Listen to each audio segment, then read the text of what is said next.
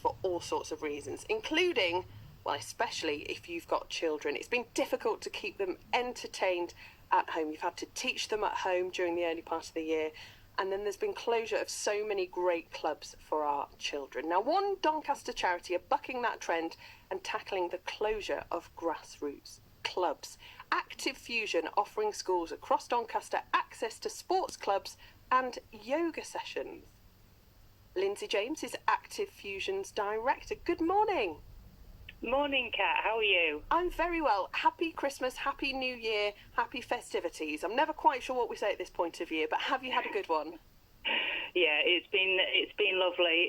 Nice to just get some time to spend with the family rather than trying to mix that up with Zoom and work and juggling like everyone else. So yeah, it's been fantastic. Thank you. Now, if you're the director of Active Fusion, I'm guessing you must be quite active. Have you been up and about and putting us all to shame with Christmas walks and runs and yoga and exercise?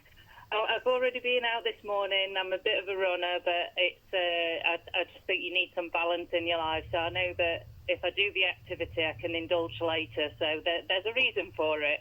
Very good, very good. Well, tell us a bit more then about Active Fusion. What do you do?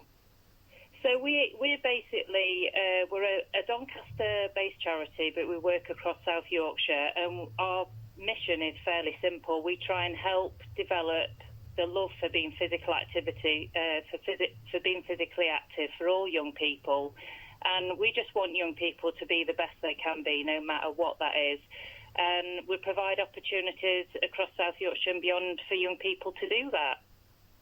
And what about the sessions then that you offer to families? What do you do there?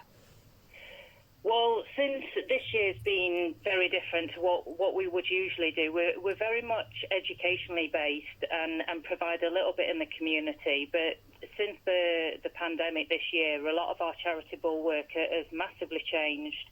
And since the first lockdown, we really wanted to keep not just children active, but families active. So we've really focused on providing, we developed a PE parent pack, which was a resource pack that went to deprived families across the Doncaster area. We got the 7,000 of those delivered with food parcels. Wow. We had 4,000 digital downloads, and these were all to when you're at home with your children, and you probably, some parents were getting things like numeracy, literacy, and other work sent back. Very little was being sent back around physical education. So we wanted to make sure that we were developing children both not just physically, but socially, emotionally, creatively, developing their thinking skills through PE.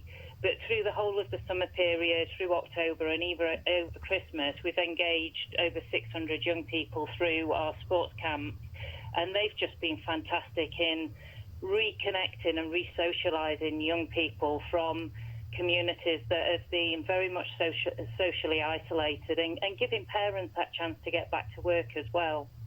How much of a challenge has it been getting children and families involved in a bit of physical activity? Because I imagine if you're a parent, you're having to work from home for the first time and homeschool your children, it might be quite tempting just to pass them the iPad or put the telly on for them. Yeah, I think you'll probably remember back to the first lockdown when the weather was good and everyone was suddenly like, oh, I'm going to take on a new challenge, we're going to get active. And I looked out the window and suddenly like everyone's running, and I'm like, hey, this is brilliant.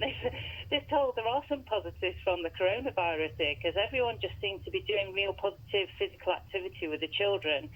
But we're finding now that as we move into the winter months, it's obviously dark when people are leaving school, and people's motivation starts to lack a little bit in winter.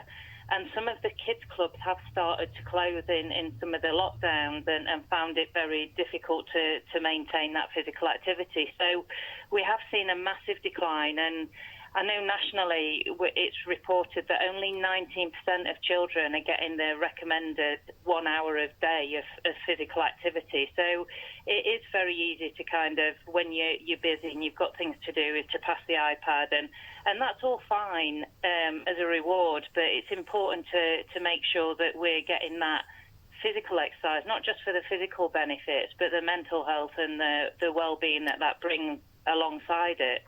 Go on then, Lindsay, give us your best pitch. Why should I go out this afternoon and get some exercise?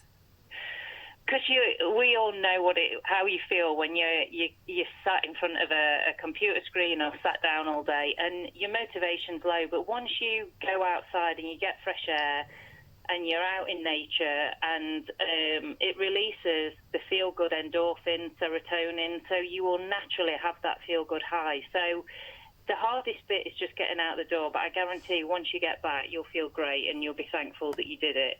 I remember once reading somewhere, you never regret going, but you'll always regret not going. And I used to chant that to myself in the dark depths of winter when I was training for the London Marathon this year, which has now been postponed. So I'm going to have to pick it all up again next year.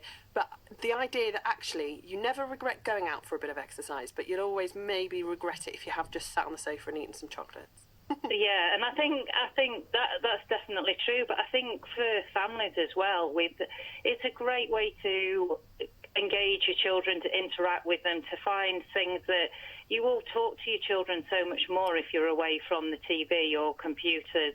You can, I always say, I've got a 5-year-old, I'll say, instead of saying going on a walk, because he just goes, oh, I don't want to, I just say, oh, we're going to have an adventure today, and it's not really an adventure, but I try and find something fun and engaging as we're going along, and he loves it, and he's a better person for it, and I think we're all better people for when we've done some exercise and we feel good about ourselves. We all feel different inside, both physically and mentally. So it's worthwhile, and I think as long as you just, if it is a challenge, you just set smaller goals and say, right, I'll go out for 10 minutes and I can always turn back. But once you're out for 10 minutes, most people won't turn back because they'll be enjoying it and they'll carry on. Well, I'm setting off for an adventure this afternoon, Lindsy. Thank you. So, Lindsy James, Director of Active Fusion, what's on your to-don't list this week? Well, I was empathising with Simon earlier about the Lego, because we've got lots of Lego. I walked through the house today and I'm like, oh my God, it's such a tip, and I am not tidying it up. But I'm always into turning things into a positive. So I will be putting on a stopwatch timer on my phone, and I will be challenging my son to tidy various rooms in the house within about 5 minutes per room, and we'll see how that goes as a little activity. Oh, that's a good idea. So it's going to look less like the scene from Home Alone and more like a pristine house by the end of it. Well, thanks ever so much for your time today. Good luck with your adventure challenge on the tidying up and the exercise. That's Lindsy James, Director of Active Fusion in Doncaster. BBC Radio Sheffield.